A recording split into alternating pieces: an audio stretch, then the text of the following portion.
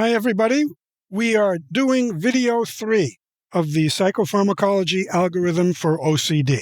And in this video, we begin talking about the specific recommendations for medication. We are at node 2. If you're following the flowchart and see the little arrow pointing to node 2, and it declares that our first-line recommendation for psychopharmacology of OCD is with an SSRI.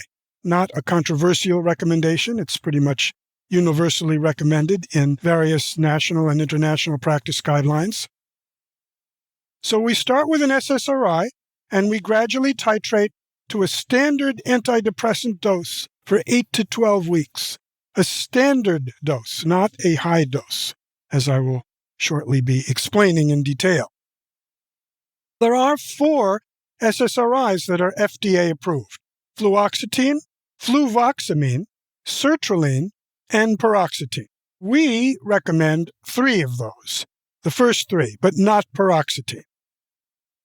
That's because of its multiple side effects, and it is got the most weight gain, the most constipation, it's more sedating during the day, it's got the worst, or at the top of the list among the worst sexual side effects. It's got the worst discontinuation syndrome problems if you miss a dose or 2 or stop it. It's got right at the top again of the worst drug-drug interactions. And as I did discuss in some detail in the previous video, it's a category D in pregnancy, causing cardiac septal malformations. So for all those reasons, we say don't use it. You've got 3 other SSRIs to choose from that all work. Fluoxetine, the standard dose, is 20 to 60, though the PDR max is 80, and I'll be talking shortly about when you should go up there. Fluvoxamine has a standard daily dose of 100 to 200 with a maximum of 300, and sertraline has a usual dose of 50 to 100 with a maximum of 200. So we will go into these in some more detail. Let's start with fluoxetine. Fluoxetine is a very reasonable choice.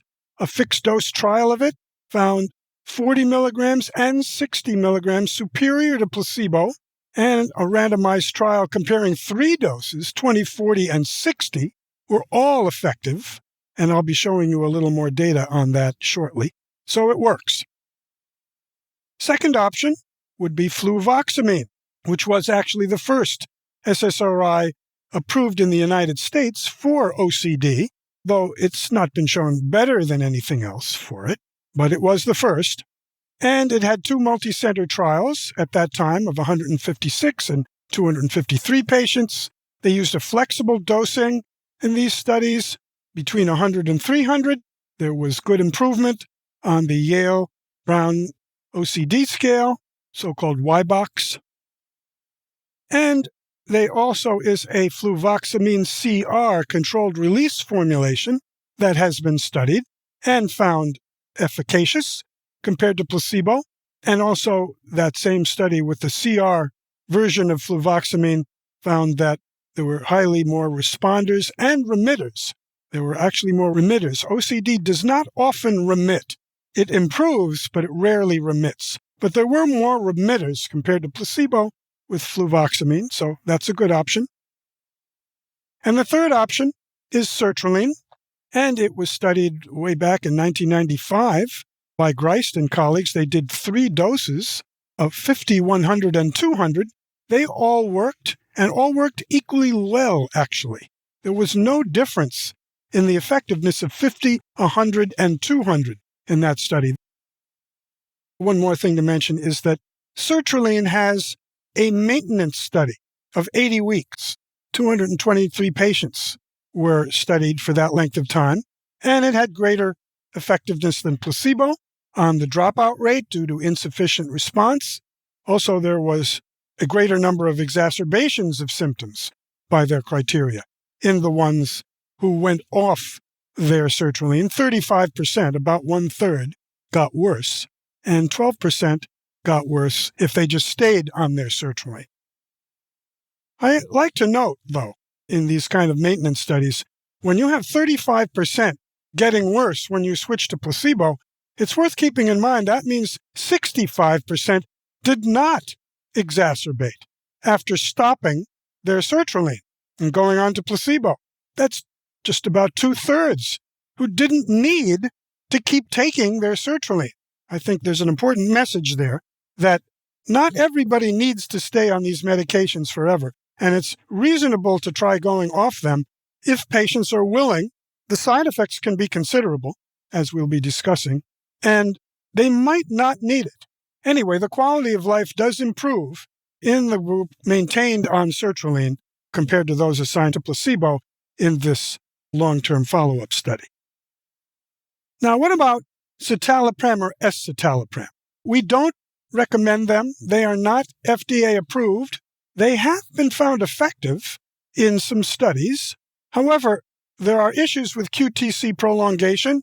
As you know, citalopram already had their dosage lowered to a maximum of 40 because of that, and we do fairly often have to go to higher doses than 40, and escitalopram causes only moderate QTC prolongation at the approved doses, up to 20.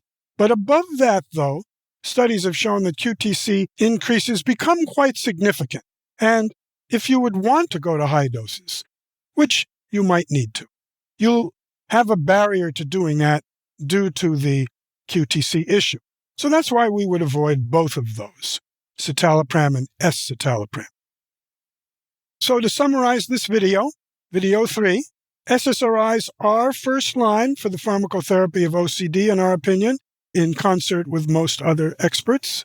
4 are FDA approved, but we prefer 3, sertraline, fluoxetine, and fluvoxamine, and not paroxetine, because of the much greater side effect burden of paroxetine compared to the other SSRIs. We do not recommend citalopram and escitalopram because of risks of QTC prolongation if you should want to go to high doses, which you might need to.